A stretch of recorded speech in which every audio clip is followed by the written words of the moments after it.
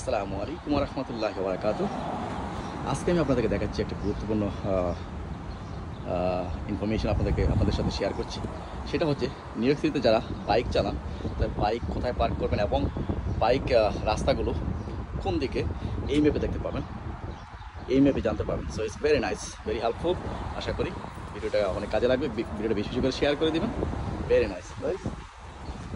এখানে এই যে এখানে দেখতে পাচ্ছেন, এখানে কিন্তু বাইক পার্ক করে অ্যালপিংভিল, এটা হচ্ছে অ্যালপিংভিল সেন্টার, বাস সেন্টার, বাস টার্মিনাল। এখানে আছে গাড়ি পার্ক করার জন্য সুবিধা। আর এখানে হচ্ছে বাইক, নিরাপদে বাইক পার্ক করতে পারবেন। এখানে লেখা আছে বাইসাইকেল পার্কিং।